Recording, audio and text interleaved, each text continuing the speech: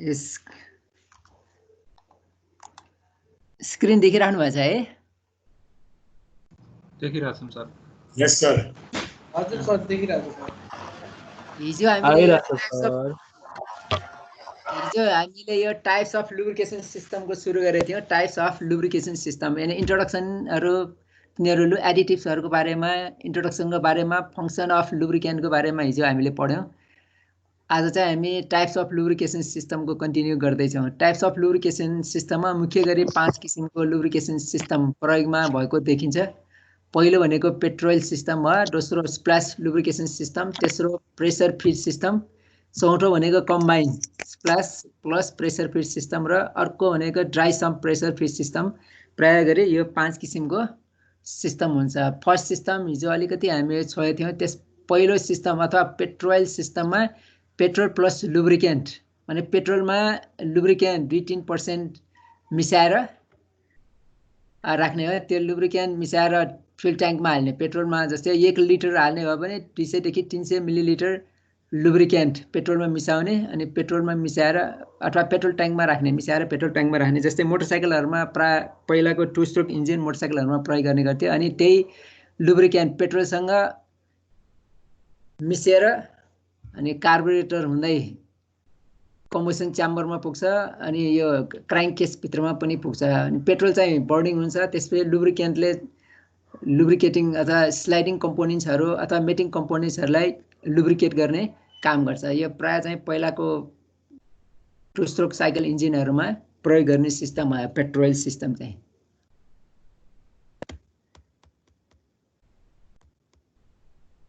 त्यसपछि splash system हिजो हामीले अलिकति हेऱ्यौँ। स्प्ल्यास सिस्टम पनि यो पोइन्टर चाहिँ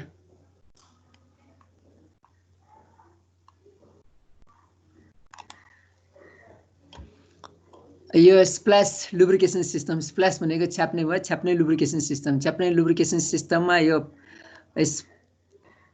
क्राङ्क स्याफ्ट घुम्दाखेरि स्प्ल्यासिङ स्कुप पनि घुम्छ। यो स्कुप जुन क्राङ्क वेभ, क्राङ्क स्याफ्टको क्राङ्क वेभमा स्कुपहरू बनाएको हुन्छ। जब क्राङ्क स्याफ्ट घुम्छ, क्राङ्क स्याफ्ट घुम्दाखेरि यो स्कुप स्प्ल्यासिङ स्कुप पनि घुम्छ। स्कुपले यो आइलसपमा रहेको ओइल अथवा लुब्रिकेन्टलाई आफूसँग लिएर स्प्ल्यास गर्ने अथवा छ्याप्ने काम गर्छ। त्यसरी स्प्ल्यास गर्दाखेरि यो सिलिन्डर वालहरूमा, यो पिस्टनहरूमा अनि यो पिस्टन पिनहरूमा, कनेक्टिङ रडहरूमा जानुको साथसाथै अनि भल्भ मेकानिजमहरूमा यो स्प्ल्यास ओइल पुग्छ र लुब्रिकेटिङ गर्ने काम गर्छ यो स्प्ल्यास सिस्टममा। अर्को चाहिँ भनेको लुब्रिकेटिङ यो प्रेसर फिड लुब्रिकेसन सिस्टम हो। प्रेसर फिड लुब्रिकेसन सिस्टम यो देखाएको छ। लुब्रिकेसन प्रेसर फिड लुब्रिकेसन सिस्टमको मुख्य कम्पोनेन्ट्सहरूमा आइल पान, यो आइल पान सबभन्दा तल रहेको हुन्छ। आइल पम्प यहाँ रहेको छ, आइल पम्प। त्यसपछि यो स्ट्रेनर, आइल स्ट्रेनर अथवा पिकअप स्क्रिन पनि भन्छ। यो आइल स्क्रेनर अथवा पिकअप स्क्रिन यहाँबाट जहाँबाट ओइल फिल्टरेसन हुने काम गर्छ। अनि अर्को चाहिँ प्रेसर रेगुलेटर। प्रेसर रेगुलेटर यहाँ ठिकै देखिँदैन। प्रेसर रेगुलेटर भयो, आइल फिल्टर, बाइपास भल्भहरू, आइल ग्यालरिज, डिपस्टिक र प्रेसर इन्डिकेटरहरू यसको मुख्य कम्पोनेन्ट्सहरू हो। हामी अर्कोमा हेर्न जान्छौँ। यहाँ हामीले हेर्ने हो भने यो मुख्य यो floating oil intake and screen भनेछ। यो फ्लोट हुनसक्छ अथवा यहाँ फ्लोट नहुने पनि हुनेछ। यो आइल स्क्रिनले यो कोर्स पार्टिकल्सहरूलाई सेपरेट गर्ने काम गर्छ अथवा मेटल चिप्सहरूलाई ओइलबाट सेपरेट गरेर शुद्ध ओइल अथवा क्लिन ओइल मात्रै यो पम्पमा जान्छ। जब पम्प इन्जिन स्टार्ट हुँदाखेरि पम्प चल्छ। पम्प चलाउनको लागि यो यहाँ देखाएको अनुसार यो केम स्याफ्टले आइल पम्पलाई चलाएको छ। जब आइल पम्प चल्छ, आइल पम्प चलेपछि आइल स्क्रिनर थ्रु ओइल शुद्ध ओइल तान्छ र अनि यो केम स्याफ्ट र क्राङ्क स्याफ्टहरूमा पठाउँछ। जस्तै यहाँबाट यो क्राङ्क स्याफ्ट भयो, क्राङ्क स्याफ्टको मेन बेरिङहरू क्राङ्क स्याफ्टको बिग इन बेरिङहरूमा पठाउँछ। यो सबै यहाँ सुरुमा चाहिँ आइल ग्यालेरीमा जान्छ। आइल ग्यालेरीबाट क्राङ्क स्याफ्टको बेरिङहरूमा जान्छ। यो मेन बेरिङ यो भयो अनि क्राङ्क बेरिङ अथवा जनरल बेरिङहरूमा जान्छ एउटा धरी। अर्को शाखाबाट यो केम स्याफ्टहरूमा ओइलहरू जान्छ, प्रेसराइज ओइलहरू जान्छ। र अर्को चाहिँ यहाँ माथि देखाएको छ यो क्याम स्याफ्ट रोकर आर्महरूमा पनि जान्छ। यतातिर भलहरूमा पनि लुब्रिकेट गर्ने काम गर्छ। सबैतिरबाट यो पम्पबाट पठाएको ओइलबाट लुब्रिकेट गर्ने कामलाई, लुब्रिकेट गर्ने सिस्टमलाई प्रेसर फिड सिस्टम भन्छ। यहाँ सबैतिर यो पम्पले पठाएको लुब्रिकेन्टबाट यो मेटिङ पार्ट्सहरू मुभिङ पार्ट्सहरू सबै ठाउँमा लुब्रिकेन्ट चाहिँ जान्छ। त्यही लुब्रिकेन्टले लुब्रिकेसनको काम गर्छ। यता आइल प्रेसर गेज पनि देखाएको छ, आइल ग्यालेरीबाट आइल प्रेसर गेज देखाएको छ, त्यहाँबाट कति प्रेसरमा आइल फ्लो भइरहेको छ देखाउने काम गर्छ। अनि यता आइल फिल्टर पनि देखाएको छ। आइल फिल्टरको मुख्य काम भनेको यहाँ यो स्मल पार्टिकल्सहरूलाई फिल्टर गर्ने। आइल स्टेनरले बिग पार्टिकल्स अथवा कोर्स पार्टिकल्सहरूलाई फिल्टर गर्छ भने यो आइल फिल्टरले स्मल पार्टिकल्सहरूलाई फिल्टर गर्छ। यहाँ अब चित्रमा देखाएको अनुसार यो पम्पबाट सुरुमा फिल्टरमा गएको छ, फिल्टरबाट अनि यो आइल ग्यालेरीमा गएको देखाएको छ।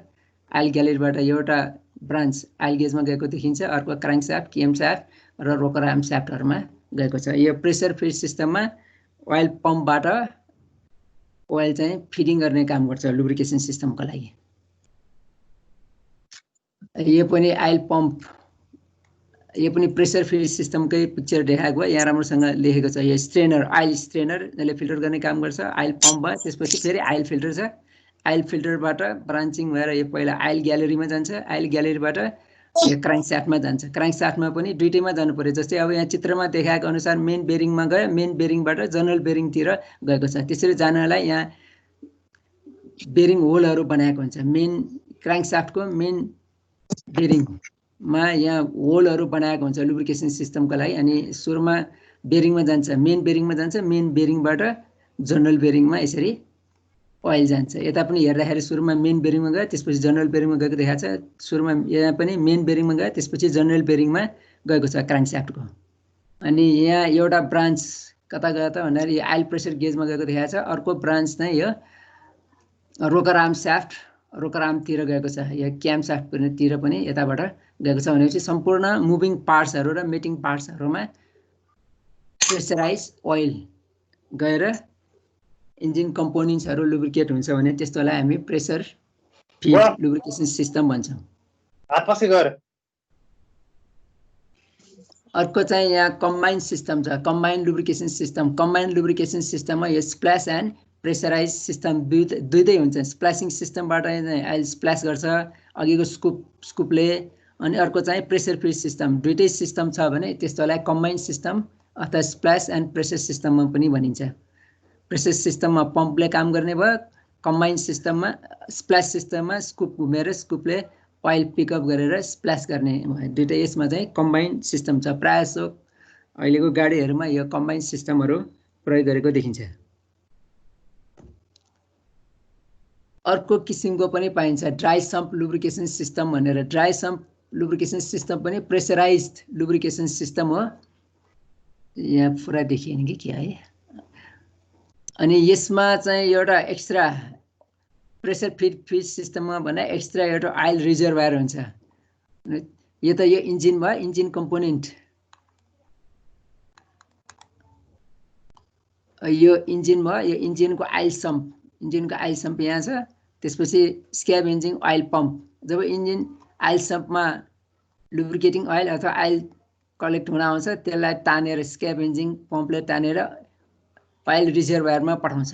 त्यसले गर्दाखेरि प्रायः जसो यो आइल सम्प चाहिँ ड्राई भइरहेको हुन्छ, अथवा यहाँ ओइल भयो कि यो आइल पम्पले तान्ने काम गर्छ र अर्को एक्स्ट्रा आइल रिजर्भायरमा पठाउँछ। एक्स्ट्रा आइल रिजर्भायरमा भएको ओइललाई तान्न अर्को चाहिँ मेन आइल पम्प छ। त्यो मेन आइल पम्प पनि चलेको हुन्छ। त्यो मेन आइल पम्पबाट रिजर्भायरको ओइल तानेर आइल फिल्टर मार्फत आइल कुलरमा जान्छ र आइल कुलिङ भइसकेको आइललाई मेन आइल पम्पले अनि यो प्रेसर रेगुलेटर मार्फत अघि जस्तै इन्जिनको विभिन्न कम्पोनेन्ट्सहरूमा लुब्रिकेट गर्ने काम गर्छ अथवा लुब्रिकेटिङ ओइल पठाउने काम गर्छ। अनि त्यसपछि हरेक कम्पोनेन्ट्सहरूमा लुब्रिकेट भइसकेको लुब्रिकेन्ट फेरि आइल सम्पमा फर्किन्छ। आइल सम्पमा फर्किसकेपछि अनि यो स्क्याभेन्जिङ आइल पम्पले आइल सम्पमा रहेको आइललाई फेरि तानेर अर्को रिजर्भायरमा पठाउँछ। भनेपछि यस्तो किसिमको लुब्रिकेटिङ सिस्टमलाई हामी ड्राई सम्प लुब्रिकेसन सिस्टम पनि भन्छ। Dry sump. अघिको प्रेसर फिड सिस्टम चाहिँ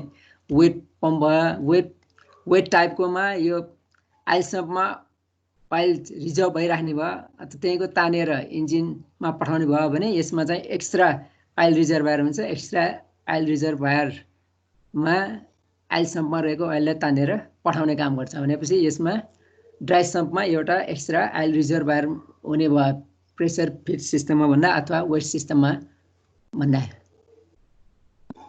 यस्तो भयो भने तपाईको जस्तोसुकै स्टिफनेस भएको ठाउँमा गए पनि अथवा जस्तोसुकै पहाडहरूमा गए पनि अथवा जस्तोसुकै चाहिँ ओह्रालोमा गए पनि यो आइल सम्पमा रहेको आइल अगाडि पछाडि भएर लुब्रिकेटिङ सिस्टममा प्रब्लम चाहिँ पर्दैन।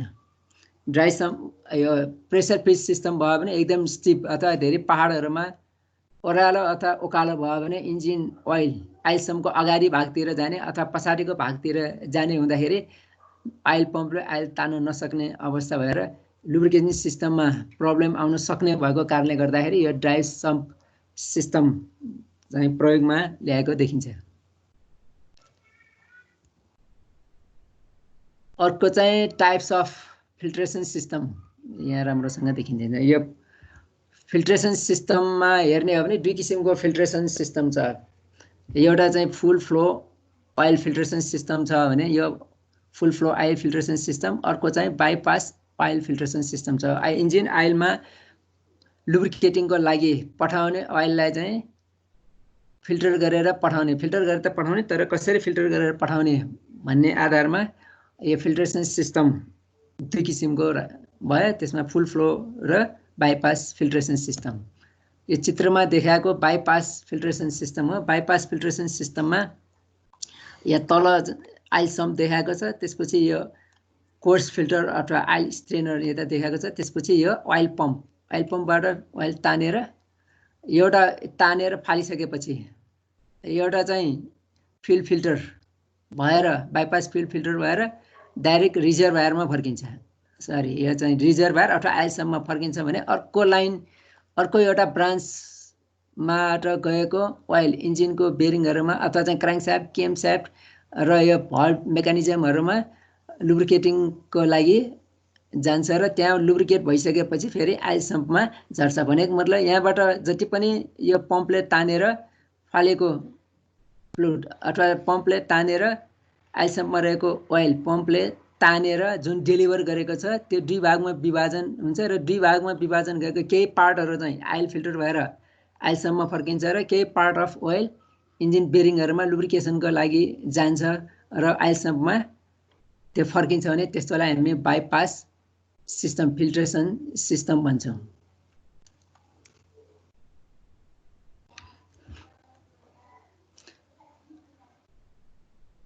अनि अर्को छ यो फुल फ्लो फिल्ट्रेसन सिस्टम। फुल फ्लो फिल्ट्रेसन सिस्टममा यो आइल सम्प यहाँ तलको भाग आइल सम्पमा जहाँ लुब्रिकेटिङ आइल रहेको हुन्छ, त्यसपछि यो कोर्स फिल्टर अथवा स्ट्रेनर फिल स्ट्रेनर छ, त्यसपछि यो पाइप भयो, त्यसपछि आइल पम्पबाट जब आइल पम्प घुम्न थाल्छ, जब इन्जिन स्टार्ट हुन्छ त्यसपछि आइल पम्प घुम्छ। आइल पम्प घुमिसकेपछि यो कोर्स फिल्टर अथवा स्ट्रेनर फिल्टर मार्फत इन्जिन ओइललाई तानिन्छ र त्यसपछि यो पम्पबाट डेलिभर गरेर जति पनि डेलिभर गरेको छ यहाँ त्यो सबै ओइल यो फ्युल फिल्टरमा जान्छ। सबै आइल फ्युल फिल्टरमा जान्छ। फ्युल फिल्टरमा गइसकेपछि ओइल फिल्टरिङ भइसकेपछि फिल्टरिङ ओइल मात्रै यो इन्जिन बेरिङहरूमा अथवा इन्जिनको मुभिङ पार्ट्सहरूमा अथवा क्राङ्कस्याफ्ट, क्यामस्याफ्ट र भल्भ मेकानिजमहरूमा लुब्रिकेटिङको लागि जान्छ। अनि त्यसपछि सबै ठाउँमा लुब्रिकेटिङ गरिसकेपछि त्यो लुब्रिकेटिङ ओइल आइल सम्पमा फर्किन्छ भने त्यस्तोलाई हामी फुल फ्लो सिस्टम भन्छौँ। फुल फ्लो फिल्ट्रेसन सिस्टम पनि भन्न सकिन्छ। भनेको मतलब यो जति पनि आइल पम्पबाट फ्लुइडलाई फ्लो गराएको छ त्यो सबै फिल्टर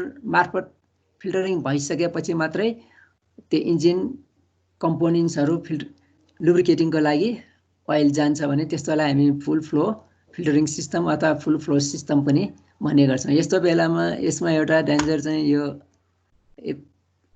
फिल्टर जाम भयो भने एउटा चाहिँ यो बाइपास भल्भ यहाँ बाइपास फिल्टर राखेको छ, फिल्टर पनि जाम भयो, बाइपास फिल्टर पनि काम गरेन भने कुनै पनि ओइल यो इन्जिन कम्पोनेन्ट्सहरूमा जाँदैन।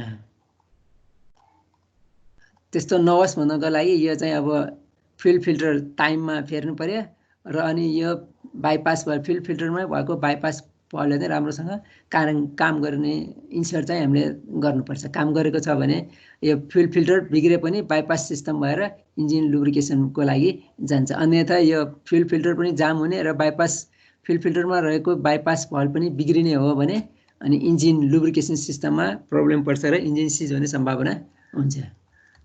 फेरि दुई किसिमको फ्युल फिल्ट्रेसन सिस्टम अथवा फुल फ्लो सिस्टम र बाइपास फ्लो सिस्टम दुई किसिमको सिस्टम हुने भयो। फुल फ्लो सिस्टममा कहाँबाट कसरी चाहिँ लुब्रिकेट गर्छ भनेर यहाँ फेरि अर्को चित्रमा देखाएको छ। यहाँ सबभन्दा तल आइल सम्प अथवा आइल पान पनि भनिन्छ, आइल सम्प पनि भनिन्छ। त्यहाँ रहेको फ्युल स्ट्रेनर मार्फत आइल पम्पले तानेर यतातिर फ्युल फिल्टरतिर फालिने हो। अब यदि इनकेस फ्युल फिल्टर जाम भयो या बाइपास भल्भ पनि जाम भयो भने यो पम्प चाहिँ घुमे हुन्छ। पम्प घुमिसकेपछि अनि यो प्रेसर रिलिफ भल्भ मार्फत फ्युललाई प्रेसर भल्भ मार्फत ओइललाई यताबाट फेरि आइल सम्पमा डिस्चार्ज गर्छ प्रेसर रिलिफ भल्भले। यदि यस सिस्टममा प्रेसर बढी छ भने पनि आइल पम्प चलिरहेको बेलामा लुब्रिकेटिङ ओइल यतातिर आइल ग्यालेरीतिर नगइकन प्रेसर रिलिफ भल्भ मार्फत प्रेसर चाहिँ लुब्रिकेटिङ आइलको प्रेसर चाहिँ रिलिफ गर्न सकिन्छ। अथवा चाहिँ आइल पम्पबाट प्रेसर रिलिफ भल्भ भएर आइल सम्पमा अथवा आइल पानमा लुब्रिकेन्ट फर्किन्छ।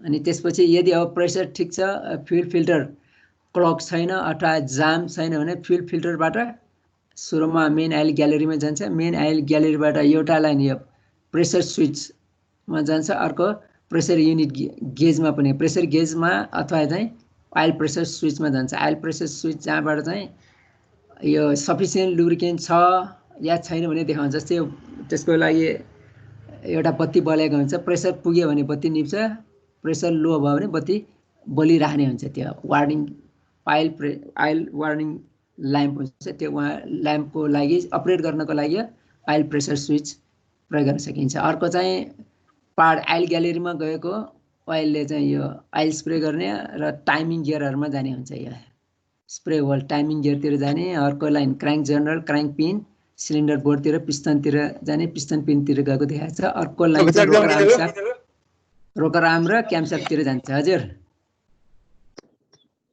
के सोध्न लाग्नुभयो? हलै चुकुल लगाएर नसुत्नु भन्दा गर्छमा त मलाई यही राख्दैन भ्याछ चढिरहेछन् बाहिरै गर्छ।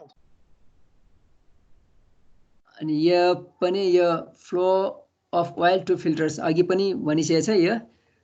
यो फुल फ्लो सिस्टमको देखाएको भयो, यो बाइपास सिस्टमको देखाएको भयो। इन्जिनमा राम्ररी प्रस्तो होस् भनेर इन्जिनै देखाएर बनाएको छ। यो स्ट्रेनर भयो, स्ट्रेनरमाथि आइल पम्प हुन्छ। यसमा आइल पम्प देखाएको छैन। आइल पम्पको फ्लो भएको होल लुब्रिकेन्ट फ्युल फिल्टरमा जान्छ, फ्युल फिल्टरबाट आइल फिल्टरमा जान्छ, आइल फिल्टरबाट आइल सबै फिल्ट्रेसन भइसकेपछि मात्रै मेन आइल ग्यालेरीमा जान्छ। मेन आइल ग्यालेरीबाट अनि एउटा लाइन यो भल्भ मेकानिजममा गएको देखाएको छ, अर्को लाइन यो क्राङ्कशाफ्टमा गएको देखाएको छ।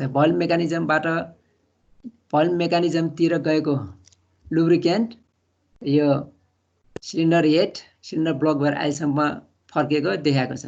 अनि अर्को चित्र यो पनि बाइपास फ्लो सिस्टम हो। अघि पनि हामीले चित्रमा त हेरिसक्यौँ, तर यो इन्जिन सहितको देखाएको छ। त्यसमा पनि यो आइल स्ट्रेनर भयो, यहाँ आइल पम्पको चाहिँ देखाएको छैन। अनि यहाँबाट दुईटा लाइन चाहिँ डिभाइड हुन्छ। एउटा लाइन फिल्टरमा जान्छ, केही पार्ट अफ ओइल फिल्टरमा जान्छ, फिल्ट्रेसन भएर आइलसम्मै फर्किन्छ भने, अनि केही पार्ट अफ ओइल चाहिँ यो भल्भ मेकानिजमतिर, क्राङ्कशाफ्ट, क्याम्पशाफ्टतिर, भल्भ मेकानिजमतिर जान्छ। त्यहाँबाट चाहिँ लुब्रिकेट भइसकेपछि सिलिन्डर हेडमा लुब्रिकेटिङ भइसकेपछि अनि यो सिलिन्डर ब्लक भएर फेरि क्राङ्क केसतिर फर्काएको यो देखाएको छ। अनि अर्को लाइन यहाँ दुईटा लाइन, एउटा माथि गएको, अर्को तलको लाइन चाहिँ क्राङ्कशाफ्ट बेरिङहरू, जनरल बेरिङहरूमा लुब्रिकेट गरेर देखाएको छ। त्यही लुब्रिकेसनबाट चाहिँ यो सिलिन्डर वालहरू पनि लुब्रिकेट गर्ने हुन्छ यस फुल प्रेसराइज सिस्टममा। यो दुई किसिमको सिस्टममा देखाएको, यो इन्जिन सहित देखाएको भयो। अघिको ब्लक डायग्राम भयो, यसमा चाहिँ इन्जिनमा कसरी हुन्छ भनेर देखाएको भयो। सर हजुर सर, यो बाइपास सिस्टम र फ्लो सिस्टममा फिल्टरहरू पनि फरक फरक हुन्छ हो? फिल्टर चाहिँ सेम हुन सक्छ, तर चाहिँ लोकेसन चाहिँ फरक हुन्छ। राख्ने लोकेसन छ नि त्यो फरक हुन्छ। जस्तै यो फिल्टर र यो फिल्टर सेम हुन सक्छ हैन, तर चाहिँ यहाँ राखेको लोकेसन चाहिँ फरक पर्छ। जस्तै फुल फ्लो सिस्टममा चाहिँ जति पनि पम्प, जति पनि यो लुब्रिकेन्ट हुन्छ त्यस पम्पले तानेर फालेको अथवा डेलिभर गरेको सम्पूर्ण लुब्रिकेन्ट यो फिल्टरमा जान्छ, फ्युल फिल्टर आयल फिल्टरमा जान्छ। त्यो आयल फिल्टरमा गइसकेपछि मात्रै मेन आयल ग्यालेरीमा जान्छ, अनि त्यहाँबाट मात्रै अनि कहाँ लुब्रिकेट गर्नुपर्ने त्यो ठाउँमा जान्छ भने सबै चाहिँ यसमा फुल फ्लोमा। अनि यो बाइपास सिस्टममा चाहिँ केही पार्ट जस्तै यहाँ यो स्टेन्डर भयो, यहाँ ओइल पम्प हुने भयो, ओइल पम्पबाट जुन प्रेसराइज गरेर पठाएको ओइल केही पार्ट चाहिँ यो फिल्टर भएर आइलसम्ममा जान्छ। यो पार्ट चाहिँ यो इन्जिन लुब्रिकेसनको लागि जाँदैन, फिल्टर भएर फेरि आइलसम्म फर्किन्छ। अनि अर्को केही पार्ट मात्रै यो लुब्रिकेसन सिस्टमको लागि क्र्याङ्कशाफ्ट, क्याम्पशाफ्टहरू अनि यो भल्भ मेकानिजममा लुब्रिकेट गर्नको लागि जान्छ। फ्युल फिल्टर चाहिँ सेम हुनसक्छ, फ्युल फिल्टर आइल फिल्टर। सर यो दुईटा यो सिस्टमहरू कुन कस्तो टाइपको भेहिकलहरुमा युज हुन्छ? यो प्रायः कारहरुमा हाम्रो लेटेस्ट इन्जिनहरुमै प्रयोग हुन्छ। दुईटै किसिमको चाहिँ प्रयोग हुन्छ। यसको आफ्नै फाइदा र बेफाइदाहरू छन् यसमा।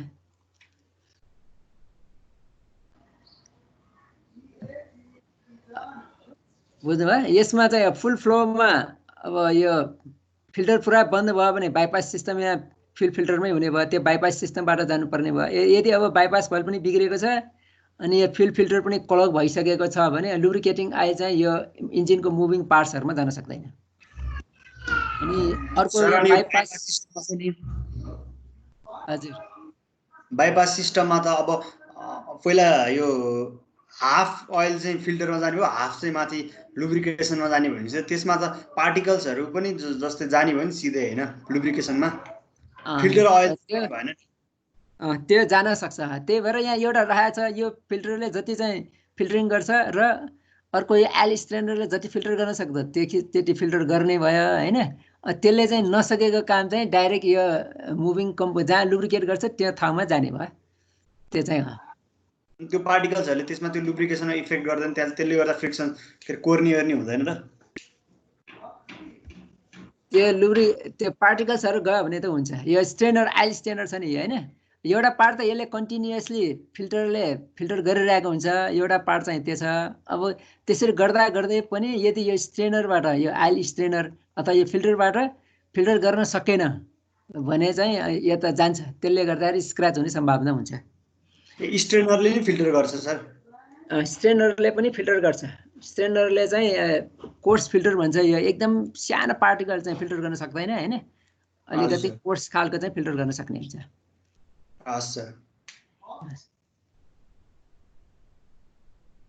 यो चाहिँ फ्युल फिल्टर त्यो देखाएको हो, फिल्टरिङ इलिमेन्ट यो बाहिरको चाहिँ हाउजिङ हुने भयो हैन। यता इनलेट छ, यो साइडमा चाहिँ इनलेट भयो, अनि त्यसपछि यो सेन्टरबाट चाहिँ यो आउटलेट भयो। यहाँ एउटा बाइपास भल्भ देखाएको छ। बाइपास भल्भ यदि यो फिल्टरिङ एलिमेन्ट जाम भयो भने यो माथिबाट इनलेटबाट सिधै यहाँ आएर आउटलेटतिर बाइपास भल्भबाट जान्छ। अनि के यो पनि बाइपास भल्भ पनि बिग्रेको अवस्थामा अनि गाह्रो हुने चाहिँ त्यो बेलामा हो। गाह्रो हुने भनेको मतलब चाहिँ यहाँ लुब्रिकेसन मुभिङ पार्ट्सहरुमा नजान पनि सक्छ।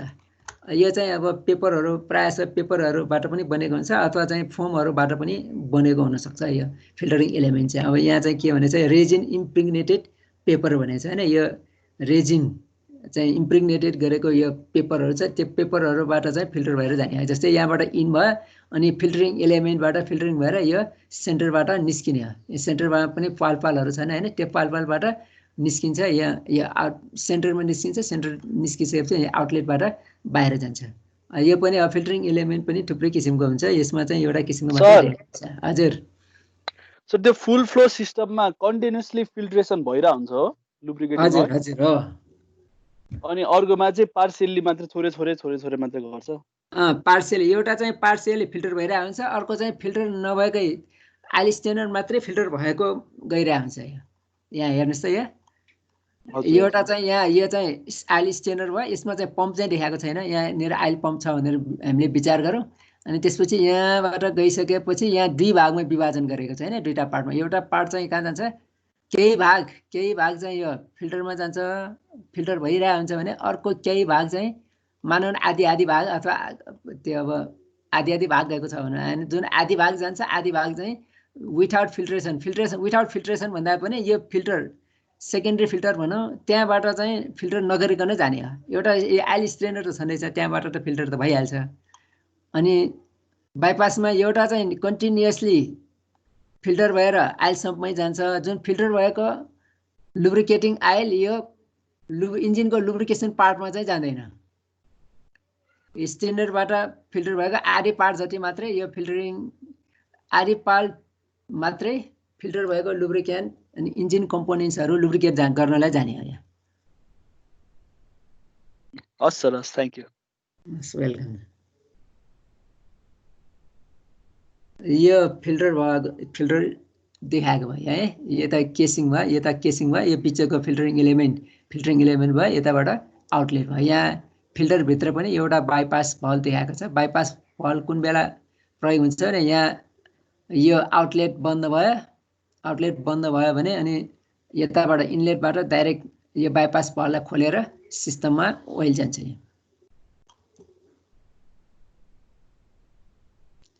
अनि त्यसपछि अर्को कम्पोनेन्ट्स भनेको एउटा मेन कम्पोनेन्ट्स प्रेसर फिड सिस्टमको मेन कम्पोनेन्ट्स भनेको आइल पम्प हो। आइल पम्प पनि अब गियर टाइपको मुख्य गरी दुई किसिमको हुन्छ। यो गियर टाइपको भयो, रोटरी गियर टाइपको भयो, रोटर टाइप गियर भयो। यो रोटर गियर टाइपकोमा यो दुईटा एक्सटर्नल गियरहरू छन्। यहाँ बाहिरको हाउजिङ भयो, दुईटा एक्सटर्नल गियरहरू, यो दुईटा एक्सटर्नल गियर छ।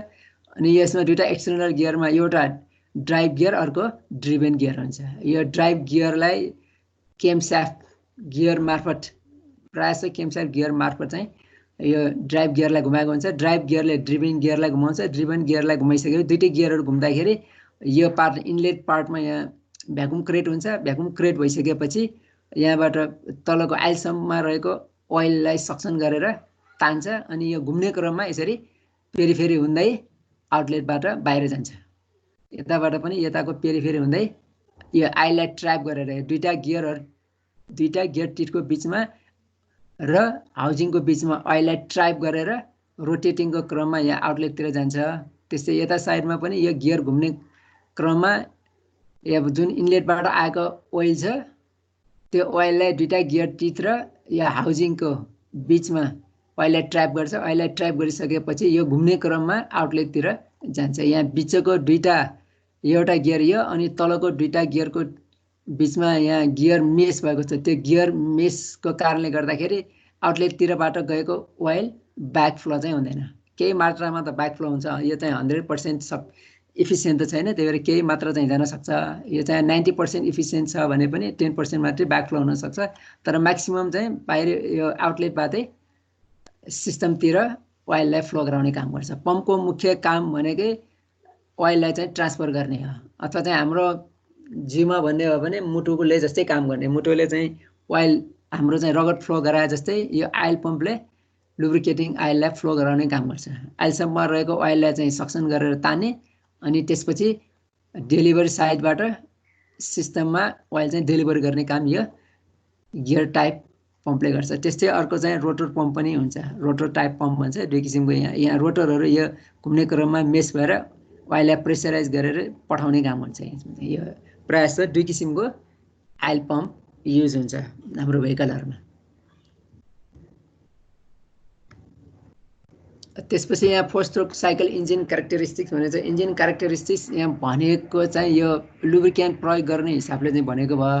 यसमा यो 4 stroke engine last longer than 2 stroke engine भनेको छ। यसमा चाहिँ अब 4 स्ट्रोक साइकल इन्जिनमा प्रायः चाहिँ स्प्ल्यास सिस्टम र प्रेसराइज सिस्टम लुब्रिकेसन सिस्टमले गर्दाखेरि कम्पोनेन्ट्सहरू इन्जिन कम्पोनेन्ट्सहरू अथवा इन्जिन मेटिङ पार्ट्सहरू अथवा मुभिङ पार्ट्सहरूमा राम्रोसँग लुब्रिकेट हुन्छ। राम्रोसँग लुब्रिकेट हुने भएर यो इन्जिन पार्ट्सहरू 4 स्ट्रोक इन्जिनको इन्जिन पार्ट्सहरू धेरै समयसम्म टिक्छ अथवा वेयर चाहिँ कम हुन्छ। तर 2 स्ट्रोक साइकल इन्जिनहरूमा लुब्रिकेटिङ ओइल पेट्रोलसँग मिसिएर जाने र त्यही भएर राम्रोसँग लुब्रिकेट गर्न नसक्ने भएर इन्जिन चाहिँ चाँडै खिन्छ 2 स्ट्रोक साइकल इन्जिनमा चाहिँ। त्यस्तै अब यो 4 स्ट्रोक साइकल इन्जिनमा चाहिँ लुब्रिकेन्ट एकतिर हुन्छ। लुब्रिकेन्ट र यो इन्धन मिक्स नहुने भएकोले त्यसबाट क्लिन ग्यास एउटा चाहिँ क्लिन ग्यास निस्किन्छ भने अर्कोतिर चाहिँ यो लुब्रिकेन्ट कम्बसन च्याम्बरमा बर्न हुँदैन। 4 स्ट्रोक साइकल इन्जिनमा लुब्रिकेन्ट कम्बसन च्याम्बरमा बर्न हुँदैन। त्यो बर्न नहुने कारणले गर्दाखेरि लुब्रिकेटिङ ओइल कन्जम्सन चाहिँ हुँदैन, जसरी 2 स्ट्रोक इन्जिनमा हुन्छ। 2 स्ट्रोक इन्जिन साइकल इन्जिनमा लुब्रिकेन्ट पनि एयरफिल मिक्सचरसँगै बर्न हुने भएकोले त्यहाँ लुब्रिकेटिङ ओइल एक्स्ट्रा चाहिन्छ र बर्निङ पनि क्लिन हुँदैन। त्यो 2 स्ट्रोक साइकल इन्जिनहरूमा धुवा फालिन्छ, हामी चाहिँ निलो धुवा फाल्छौँ भन्छौँ। निलो धुवा फाल्नु भनेको एयरफिल मिक्सचर सहित लुब्रिकेन्ट पनि बल्छ, त्यही भएर चाहिँ त्यसको एक्जस्ट ग्यासेसहरू क्लिन हुँदैन। त्यही भएर अब काठमाडौँमा हेर्ने हो भने 2 स्ट्रोक साइकल इन्जिनहरू बन्द गरेको छ। पहिला चाहिँ मोटरसाइकलहरू थुप्रै चल्थ्यो, यो अहिले चाहिँ मोटरसाइकलहरू अथवा 2 स्ट्रोक इन्जिन साइकलहरू हाम्रो गाडीहरूमा प्रयोग भएको काठमाडौँमा चलाउन दिँदैन। अनि 4 स्ट्रोक साइकल चाहिँ मोर फ्युल इफिसियन्ट भनेको छ होइन, मोर फ्युल इफिसियन्ट हुन्छ। यो राम्रोसँग बल्न सक्छ, किनभने यसमा चाहिँ लुब्रिकेन्ट विदाउट लुब्रिकेन्टै बल्ने हुन्छ। लुब्रिकेन्ट अलग्गै ठाउँमा रहन्छ भने कम्बसन च्याम्बर अलग्गै ठाउँमा फ्युल बल्ने भएको कारणले गर्दाखेरि यो फ्युल इफिसियन्ट पनि हुन्छ यो 4 स्ट्रोक साइकल इन्जिन चाहिँ। अनि 4 stroke cycle engines are cleaner than 2 stroke engine cycle पनि भनिन्छ, किनभने 2 स्ट्रोक साइकल इन्जिनमा लुब्रिकेन्ट पनि पेट्रोलसँग अथवा एयरफिल मिक्सरसँग बर्न हुन्छ। त्यही भएर 2 स्ट्रोक इन्जिन साइकल मोर पोल्युटेन्ट हुन्छ 4 स्ट्रोक साइकल इन्जिनभन्दा। अनि अर्को चाहिँ यो 4 stroke cycle inverted flights may not be easy in 4 stroke engines भनेको छ। 2 स्ट्रोक साइकल इन्जिनमा चाहिँ इन्भर्टेड पनि चलाउन सक्ने भयो भनेको उल्टो पनि चलाउन सक्छ, तर 4 स्ट्रोक साइकलमा त्यो सम्भव हुँदैन भनेको छ 4 स्ट्रोक साइकल इन्जिनमा। अनि वाइ ओइल इज चेन्ज, हामी लुब्रिकेटिङ ओइल राखेर इन्जिन अथवा गाडीहरू चलाउँछौँ। त्यो गाडी चलाउने लुब्रिकेन्ट राखेर गाडी चलाउने अथवा भेहिकल चलाउने क्रममा चाहिँ यो इन्जिन ओइल फेर्नुपर्ने हुन्छ, अथवा हामी सर्भिसिङ गर्ने भन्छौँ। सर्भिसिङ गर्दाखेरि इन्जिन ओइल फेरिन्छ। त्यो किन फेर्नु पर्यो भनेर यहाँ क्वेसन गरेको छ। क्वेसन गर्दाखेरि किन फेर्नु पर्यो त भन्दा विभिन्न कन्टामिनेन्ट्सहरू, जस्तै आइलमा विभिन्न कन्टामिनेन्ट्सहरू हुन्छ, त्यो आइलमा भएको विभिन्न कन्टामिनेन्ट्सको कारणले गर्दाखेरि इन्जिन ओइलले राम्रोसँग काम गर्न सक्दैन। त्यसले गर्दाखेरि इन्जिन ओइल चेन्ज गर्नुपर्ने हुन्छ। अब यहाँ एउटा दिएको छ वाइ ओइल इज चेन्ज भनेको छ, जस्तै अब अल्टर भिस्कोसिटी अफ ओइल भनेको छ भनेको मतलब हाम्रो यो लङ टर्म चल्दै गर्दाखेरि इन्जिन लुब्रिकेन्टको भिस्कोसिटीमा चेन्ज आउँछ। भिस्कोसिटी भनेको चाहिँ यो प्रायः जस्तो टेम्परेचरले चाहिँ फरक पर्छ। टेम्परेचर हाई भयो भने भिस्कोसिटी कम हुन्छ, टेम्परेचर लो भयो भने भिस्कोसिटी बढ्दै जान्छ। भिस्कोसिटी बढ्नु भनेको चाहिँ यो लुब्रिकेन्ट फ्लो हुन गाह्रो हुनु हो, र यो भिस्कोसिटीमा टेम्परेचरले धेरै चेन्ज गर्नु हुँदैन। यदि हामी लङ टर्मसम्म लुब्रिकेन्ट राखेर इन्जिन चलायो भने त्यसको भिस्कोसिटीमा फरक पर्न जान्छ। त्यही भएर पनि हामीले यो भिस्कोसिटी फरक नपरोस्, अब अथवा धेरै फरक परिसकेछ भने नयाँ इन्जिन ओइल चाहिँ हाल्नु पर्यो। अर्को चाहिँ यो मोइस्चरको कारणले गर्दाखेरि पनि इन्जिन ओइलहरू बिग्रिन्छ अथवा मोइस्चरसँग रियाक्सन हुन्छ, त्यसले गर्दाखेरि लुब्रिकेन्टको कार्यक्षमता चाहिँ घट्न सक्छ। अर्को चाहिँ लुब्रिकेन्ट चेन्ज गर्नुपर्ने मुख्य कारण भनेको यो metal chips from worn out parts भनेको छ। जब इन्जिन चल्छ, लुब्रिकेन्ट भए पनि इन्जिन स्टार्टिङ कन्डिसनमा अथवा सुरुको फेजमा metal to metal engine start गर्दाखेरि सुरुमा मेटल टु मेटल कन्ट्याक्ट बढी हुन्छ। त्यो बेलामा चाहिँ मेटल चिप्सहरू बढी वर्न आउट हुन्छ, र त्यो वर्न आउट पार्टिकल्सहरू ओइलमै रहन्छ। हुन त त्यहाँ सुरुमा चाहिँ यो आइल फिल्ट्रेसन गर्दाखेरि यो आइल फिल्टरहरूमा पनि जम्मा त हुन्छ, र त्यही पनि केही मात्रामा मेटल चिप्सहरू ओइलमै रहने भएको कारणले गर्दाखेरि त्यो मेटल चिप्सहरूले इन्जिन कम्पोनेन्ट्सहरूलाई बढी खियाउन सक्छ। त्यही भएर त्यस्तो नखियाओस् भन्नको लागि समयमै ओइल चेन्ज गर्नुपर्छ, किनभने अब समयमा ओइल चेन्ज गरेन भने मेटल पार्टिकल्सहरू अथवा मेटल चिप्सहरू इन्जिन ओइलमा बढ्न थाल्छ। अनि इन्जिन ओइलमा मेटल चिप्सहरू बढेपछि त्यही चिप्सहरूले इन्जिनको मेटिङ पार्ट्सहरू अथवा स्लाइडिङ कम्पोनेन्ट्सहरूमा स्लाइड भएर मेटल चिप्ससँगै स्लाइड भएर अनि झन् बढी खिने हुन्छ इन्जिन कम्पोनेन्ट्सहरू। भयो भने अर्को तेस्रो कारण हुनसक्छ अब त्यसमा ओइलमा चाहिँ डट फर्मेसन भने यो स्लजहरू सुटहरू अक्साइड्सहरू फर्मेसन छ, जस्तै अब कार्बनहरू फर्मेसन हुने, अनि मेटल चिप्स र डटहरू अक्साइडहरू मिलेर यो स्लजहरू बन्ने। त्यसो भयो भने पनि यो इन्जिन आइलको क्वालिटी चाहिँ घट्दै जान्छ र अनि ओइल थिकेन पनि हुँदै जान्छ। यहाँ अर्को यहाँ चाहिँ 4 नम्बरमा आएको छ ओइल थिकिङ ड्यु टु डट स्लज एक्सेट्रा भनेको छ। यो डटको कारणले गर्दाखेरि, मेटल चिप्सको कारणले गर्दाखेरि, अक्सिडेसनको कारणले गर्दाखेरि अनि ओइल हाम्रो लुब्रिकेटिङ ओइल बाक्लो हुँदै जान्छ। त्यो लुब्रिकेटिङ ओइल बाक्लो भयो भने एक ठाउँबाट अर्को ठाउँमा जानलाई गाह्रो हुन्छ अथवा फ्लुइड फ्लो हुनलाई गाह्रो हुन्छ। फ्लुइड फ्लो हुन गाह्रो भएपछि पनि यो इन्जिन लुब्रिकेसनमा फरक पर्छ। र अर्को चाहिँ यो डटहरूले कम्पोनेन्ट्सहरूलाई स्क्रैच गरेर कम्पोनेन्ट्सहरूलाई खियाउने काम चाहिँ गर्छ अथवा वेयर गराउने काम गर्छ। त्यही भएर टाइममै इन्जिन चाहिँ चेक गर्नु। त्यस्तै अब ल्याक्वेर र भार्निसहरू पेन्टहरू फर्म हुन्छ, त्यो पेन्टहरूले पनि भार्निस र ल्याक्वेरहरूले पनि इन्जिनलाई नराम्रो असर गर्न सक्छ। त्यस्तै अब 6 नम्बरमा dilution with unburnt fuel may make the oil to thin भनेछ। यदि अब कोल्ड वेदर छ भने सुरुको फ्युल जुन स्टार्टिङ कन्डिसनमा जुन हामी स्टार्ट गर्छौँ त्यो बेलामा सबै फ्युलहरू बर्न नहुन सक्छ अथवा चाहिँ इन्धन नबलेको इन्धनहरू कम्बसन च्याम्बरमा रहेको अनबर्न फ्युलहरू अनि क्राङ्क केसमा जान्छ र क्राङ्क केसमा गएर लुब्रिकेन्टलाई पातलो बनाउन सक्छ। लुब्रिकेन्टलाई पातलो बनायो भने अनि त्यो जहाँ स्लाइडिङ कम्पोनेन्ट्सहरू छ त्यो स्लाइडिङ कम्पोनेन्ट्सहरूको मेटल टु मेटल कन्ट्याक्ट हुने सम्भावना बढी हुन्छ। अर्को चाहिँ अब 7 नम्बरमा यहाँ दिएको छ loss of the quality of oil additives in long run. हाम्रो जस्तै धेरैवटा एडिटिभ्सहरू इन्जिन ओइलमा मिसाएको हुन्छ अथवा बेस ओइलमा धेरैवटा एडिटिभ्सहरू मिसाएको हुन्छ। जस्तै अब यो भिस्कोसिटी इन्डेक्स इम्प्रुभर भयो, रस्ट एन्ड कोरोजन प्रिभेन्टिभ भयो, त्यस्तै डिटर्जेन्ट डिस्पर्सेन्टहरू भयो, अनि एक्सट्रिम ओइल प्रेसरको एडिटिभ्सहरू सबै चाहिँ त्यसमा आइलमा बेस आइलमा मिसाएको हुन्छ। त्यो बेस आइलमा मिसाएको एडिटिभ्सहरू लङ रनमा धेरै चल्दाखेरि त्यसको चाहिँ क्वालिटी घट्दै जान्छ अथवा चाहिँ डिटेरिएट हुँदै जान्छ अथवा त्यसको क्वालिटी लस हुँदै जान्छ। क्वालिटी लस हुँदै गइसकेपछि अनि यो कोरोजनहरू, रस्टहरू, अक्सिडेसनहरू बचाउन सक्दैन अनि एकदम हाई प्रेसरमा पनि काम गर्न नसक्ने बनाउँछ। र टेम्परेचरमा अलिकति फरक परे पनि भिस्कोसिटीमा धेरै फरक पर्ने भएको कारणले गर्दाखेरि ओइल चेन्ज समयमा गर्नुपर्छ। प्रायः 5000 किलोमिटरमा गर्ने हुन्छ। तर गाडी चलाएको कन्डिसन अथवा गाडी चलाउँदाखेरि भेहिकल चलाउँदाखेरिको बाहिरीको वातावरण अनुसार पनि त्योभन्दा चाँडै 5000 किलोमिटरभन्दा चाँडै इन्जिन ओइल चेन्ज गर्नुपर्ने हुन्छ। इन्जिन ओइल चेन्ज गर्दाखेरि ओइल फिल्टरहरू पनि चेन्ज गर्नुपर्ने हुन्छ।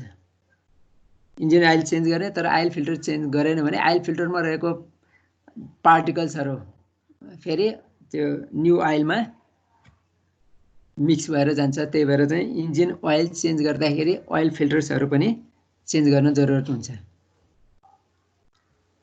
अब यदि टाइममा चेन्ज गरेन भने के हुन्छ भनेर यसमा देखाएको छ। हुन त अघि पनि भनिसक्यो, सबभन्दा चाहिँ अब क्विक वेयर हुन्छ। यदि हामीले टाइमली ओइल चेन्ज गरेन भने यो मेटिङ पार्ट्सहरू अथवा मुभिङ कम्पोनेन्ट्सहरू छिटो वेयर हुन्छ अनि त्यसले छिटो वेयर भयो भने चाँडै बिग्रिन्छ। त्यस्तै अब ओइल थिकेनिङको कारणले गर्दाखेरि इन्जिन स्टार्ट गर्न सुरुमा गाह्रो हुन्छ, त्यो पनि हुन्छ। अर्को चाहिँ यो एडिटिभ्सहरूको क्वालिटी, अघि भनेको विभिन्न एडिटिभ्सहरू छन्, त्यो विभिन्न एडिटिभ्सहरूको क्वालिटी घट्दै जाने अथवा डिटेरिएट हुँदै जाने कारणले गर्दाखेरि यो इन्जिनमा कोरोजन बढाउने, अक्सिडेसन बढाउने, एसिड फर्मेसनहरू बढाउने अनि यो डटहरू बढाउने कारणले गर्दाखेरि हामीले इन्जिन ओइल टाइममा चेन्ज गर्नुपर्छ।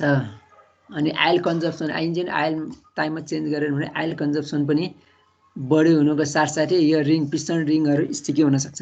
त्यही भएर हामीले टाइममा ओइल चेन्ज गर्नुपर्छ इन्जिन ओइल। यसमा चाहिँ तपाईँहरूले यो डिटेलमा पढ्न सक्नुहुन्छ। वाइ चेन्ज इन्जिन ओइल, यो डिटेलमा तपाईँहरूले पढ्नुहोस्। मैले चाहिँ सर्टमा भनिसकेको छु।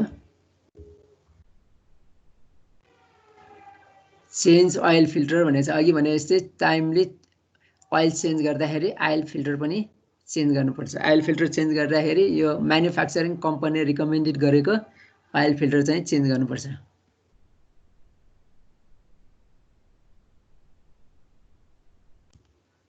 अर्को चाहिँ अब इन्जिन ओइलको आयु बढाउनको लागि एउटा सिस्टम यो पिसिबी हुन्छ पोजिटिभ क्राङ्केस भेन्टिलेसन प्रयोग गरेको देखिन्छ। जस्तै keeping the PCV valve clean भनेको छ। आइल फिल्टर हाम्रो ओइल लुब्रिकेन्ट ओइललाई क्लिन बनाउनको लागि यो पिसिबी बल क्लिन गर्नुपर्छ भने चाहिँ अथवा पोजिटिभ क्राङ्केस भेन्टिलेसन सिस्टम गाडीमा व्यवस्था गरेको हुन्छ। पोजिटिभ क्राङ्केस भेन्टिलेसन छैन रहेछ।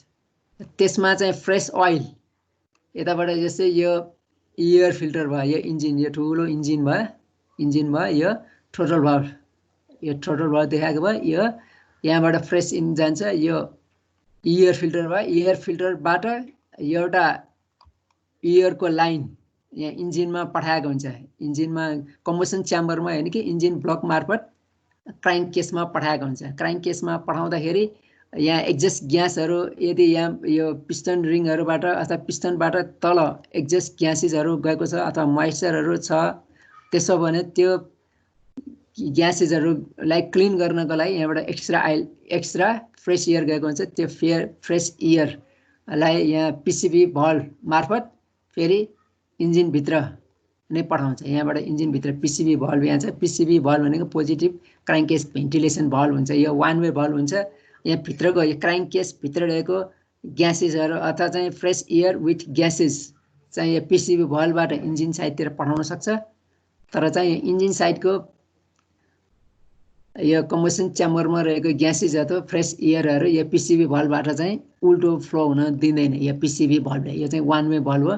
पिसिबी भल्भले क्राङ्क केसमा रहेको ग्यासेसहरूलाई एक्जस्ट ग्यासेसहरू अथवा एयरहरू र मोइस्चरहरूलाई सँगै आफूसँगै फ्रेस एयरसँगै बगाउनको लागि यो पिसिबी भल्भ युज गरेर अनि इन्डक्सन स्ट्रोकमा यो कम्बसन च्याम्बरभित्र पठाउने काम गर्छ। त्यसले गर्दाखेरि एउटा चाहिँ क्राङ्क केसलाई क्लिन गर्ने भयो। क्राङ्क केसलाई क्लिन गर्नु भनेको मतलब चाहिँ लुब्रिकेन्ट क्लिन हुनु हो। लुब्रिकेन्ट क्लिन भयो भने लुब्रिकेन्ट चाहिँ धेरै समयसम्म चल्न सक्छ। र अर्को चाहिँ एक्जस्ट यहाँबाट आएको एक्जस्ट ग्यासलाई फेरि कम्बसन च्याम्बरमै पठाउने भएर रियुज हुन्छ र इमिसन कन्ट्रोलमा पनि यसले महत्त्वपूर्ण भूमिका खेल्छ। यो पिसिबी सिस्टमले, पिसिबी भने पोजिटिभ क्राङ्केस भेन्टिलेसन सिस्टमले इमिसन रिड्युस गर्नलाई पनि मद्दत गर्छ र लुब्रिकेन्टलाई क्लिन राख्न पनि मद्दत गर्छ। यो चेकिङ द ओइल लेभल भनेको छ। ओइल लेभल इन्जिनमा रहेको ओइल लेभल चेकिङ गर्नको लागि यो डिप स्टिक प्रयोग गरेको हुन्छ। यो डिप स्टिकमा यताको माथिको लेभल फुल भयो, यहाँ तलको लेभल मिनिमम भयो, यो बिचको लेभल चाहिँ मध्यम लेभल भयो। इन्जिन ओइल प्रायः यो फुल लेभलसम्म हुनुपर्छ। फुल लेभलदेखि अब आधीसम्म भयो त धेरै फरक त पर्दैन, तर सकेसम्म चाहिँ यो फुल लेभलसम्म मेन्टेन गर्नुपर्छ। यो डिप स्टिक त्यसको लागि आइल लेभल नाप्नको लागि डिप स्टिक प्रयोग गरेको हुन्छ। यो डिप स्टिकले आइलसम्म रहेको अथवा आइलसम्म रहेको ओइल लेभल चेक गर्नको लागि यो डिप स्टिक प्रयोग गरिन्छ। यदि अब डिप स्टिक प्रयोग गरेर ओइलको लेभल कम छ भनेर थाहा पायो भने हामीले चाहिँ न्यू लुब्रिकेन्ट फिलअप गर्नुपर्ने हुन्छ। र आइल लेभल कम राखेर चलायो भने इन्जिन वेयर बढी हुन्छ। त्यही भएर हामीले समय समयमा ओइल लेभल चेक गर्नुपर्छ। ओइल लेभल चेक गर्दाखेरि बिफोर इन्जिन स्टार्टिङ चेक गर्नु पर्यो र भेहिकललाई समथरमा राखेर इन्जिनलाई समथरमा राखेर अथवा भेहिकललाई समथर लेभलमा राखेर यो डिप स्टिकबाट आइल लेभल चेक गर्नुपर्छ। अन्यथा भिरालोमा राखेर अथवा चाहिँ ओह्रालोमा राखेर चेक गर्यो भने आइल लेभल कति छ भनेर कन्फर्म चाहिँ गर्न सकिँदैन।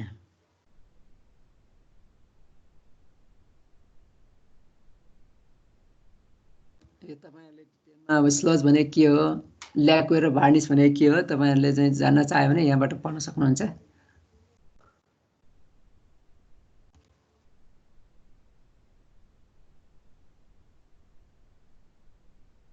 अर्को एउटा हाम्रो भिस्कोसिटी,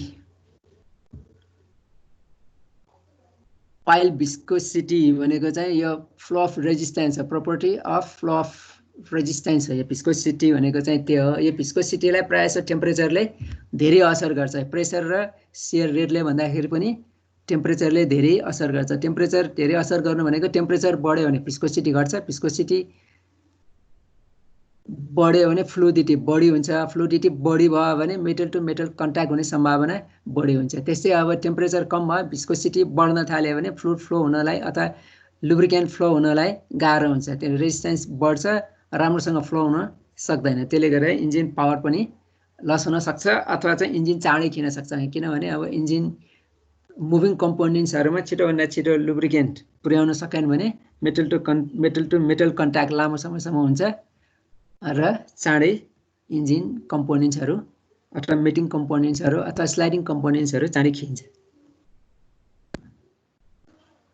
अनि त्यस्तै हामीले लुब्रिकेन्ट्स कस्तो लुब्रिकेन्ट प्रयोग गर्ने भन्दाखेरि लुब्रिकेन्ट प्रायः जसो चाहिँ सिङ्गल ग्रेड र मल्टिग्रेड हुन्छ, दुई किसिमको हुन्छ। प्रायः जसो हामीले प्रयोग गर्नुपर्ने मल्टिग्रेड हो। सिङ्गल ग्रेड भन्दा पनि मल्टिग्रेड प्रयोग गरेको हुन्छ। मल्टिग्रेड अब सिङ्गल ग्रेडमा कसरी लेखेको हुन्छ, जस्तै अब यहाँ single grade oil for petrol engine भनेको छ। त्यसको लागि जस्तै SAE API SE SAE 40 API SF for summer भने हुन्छ।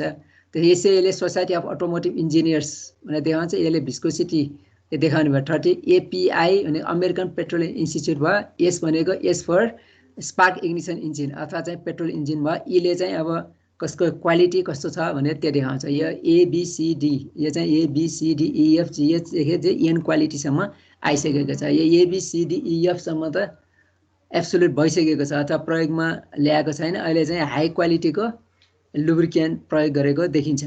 त्यसले चाहिँ हाई क्वालिटीको लुब्रिकेन्टले जसोसुकै टेम्परेचरमा जसोसुकै सेभियर कन्डिसनमा पनि राम्रोसँग काम गर्न सक्छ। जस्तै अब यो एसए 30 मात्रै भयो भने समरको लागि प्रयोग हुन्छ। एसए 15W यसरी डब्लु पनि आयो भने यो विन्टरको लागि प्रयोग गर्न सकिन्छ।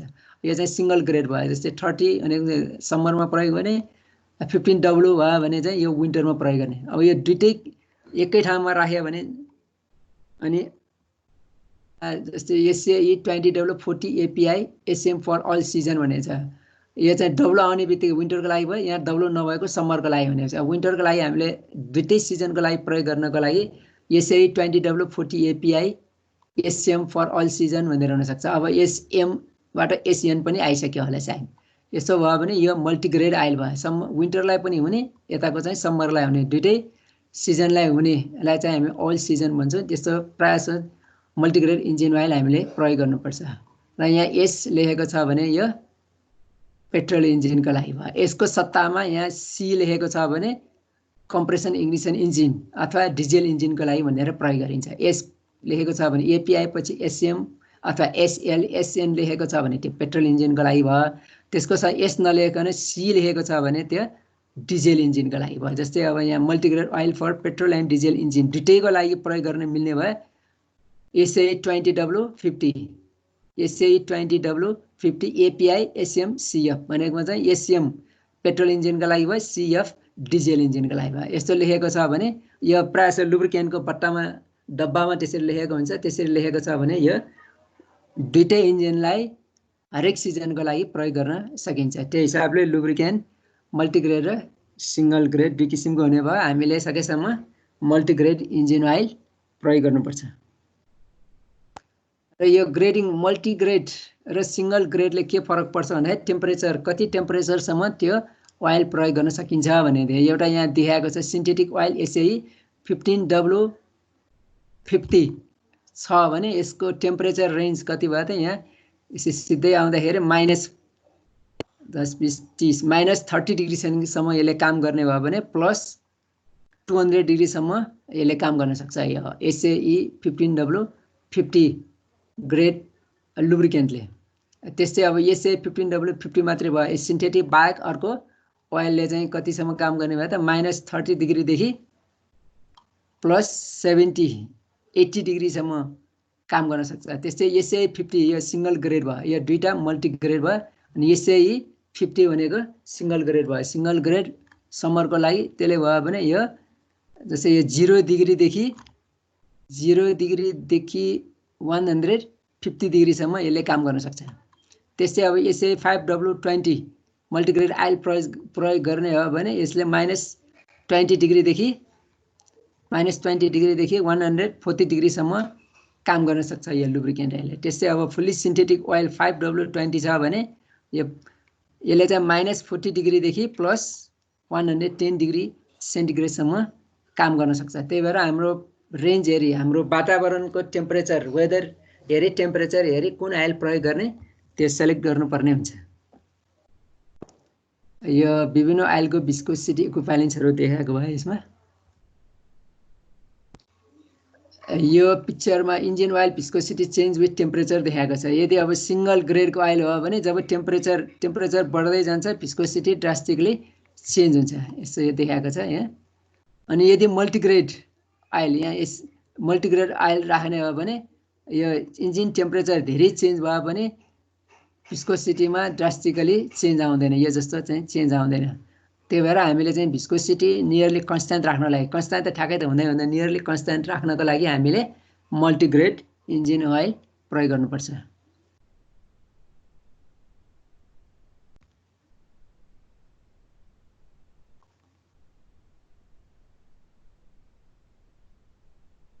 यो चाहिँ अब क्याटेगोरीहरू अघि एसए, एसबी, एससी, एसटी भनेर छ, यो एसएनसम्म पनि आएको हुनसक्छ होइन। यो चाहिँ अब कुन चाहिँ कहाँ प्रयोग गरिन्छ भनेर यहाँ देखाएको छ। एसजेडसम्मको देखाएको छ यो पेट्रोल इन्जिनको लागि। त्यसपछि यो CH4 करेन्टमा प्रयोग हुने CH4 अथवा यो पनि योभन्दा पनि माथि गएको पनि हुनसक्छ। अहिले सुरुमा प्रयोग गर्दाखेरि CA, CB प्रयोग गरेको थियो डिजेल इन्जिनको लागि, अहिले हुँदा CH4 सम्म पनि प्रयोग गरिसक्यो। जति यो माथि जान्छ त्यति राम्रो। हजुर के रे अब कम्प्लिट हुन कति टाइम लाग्छ? सिद्धियो नै ला, सिद्धियो अब। ए त्यही टाइम नि सक्यो भन्दा हुन्छ, त्यही भएर कि सक्यो अब, सकिहाल्यो। ल कन्क्लुजन एउटा गरौँ त है। कन्क्लुजन गरौँ भने कन्क्लुजन गरौँ अनि सिद्ध्याइदिउँ। अब यो कन्क्लुजनमा एउटा राखेको छ, use the recommended grade of oil to your engine होइन। इन्जिनको लागि रिकमेन्डेड ग्रेड अफ ओइल चाहिँ युज गर्नु पर्यो। कम्पनीले भनेको हुन्छ यस्तो लुब्रिकेन्ट प्रयोग गर्यो भने चाहिँ त्यही अनुसार प्रयोग गर्नु पर्यो। अनि carry out the lubricating system service in टाइममा चाहिँ सर्भिसिङ गर्नु पर्यो। टाइममा सर्भिसिङ गर्दाखेरि यो ओइल लेभल चेक गर्नु पर्यो। अनि change oil and oil filter र ओइल समयमा चेन्ज गर्नु पर्यो। अनि यो प्रेसर रिलिफ भल्भहरू सर्भिसिङ गर्नु पर्यो। अनि त्यसपछि पम्पहरू पनि सर्भिसिङ गर्नु पर्छ भनेको छ। आइल प्रेसर इन्डिकेटर्सहरू, आइल पम्पहरू ठिक छ कि छैन राम्रोसँग हेर्नुपर्छ भनेको छ। अर्को चाहिँ minimise the engine oil consumption, सकेसम्म इन्जिन ओइल कन्जम्सन कम गर्नुपर्छ। त्यो कम गर्नका लागि एकदम हाई स्पिडमा पनि गाडी चलाउनु हुँदैन होइन। अनि मिनिमाइज इन्जिन वेयर चाहिँ कम हुने गराउनु पर्यो। इन्जिन वेयर कम हुन गराउनको लागि सबभन्दा इन्जिन वेयर हुने भनेको सुरुको स्टार्टिङ कन्डिसनमा हो। स्टार्टिङ कन्डिसनमा हामीले एकैचोटि इन्जिनको स्पिड बढाउनु हुँदैन। एकैचोटि इन्जिनको स्पिड नबढाउने र 2-3 मिनट जति इन्जिन स्टार्ट गरिराख्ने हो भने इन्जिन वेयर चाहिँ मिनिमाइज हुन्छ।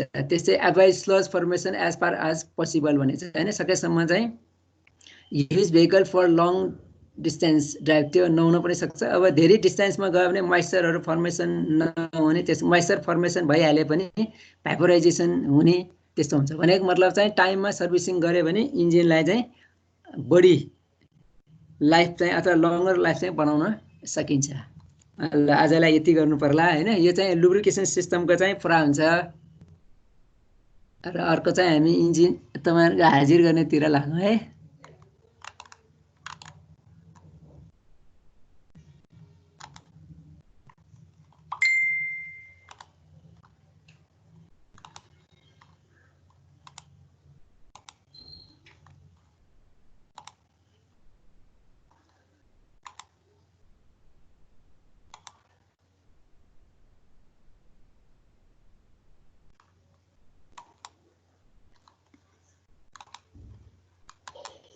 एटेन्डेन्स गरेँ है मैले।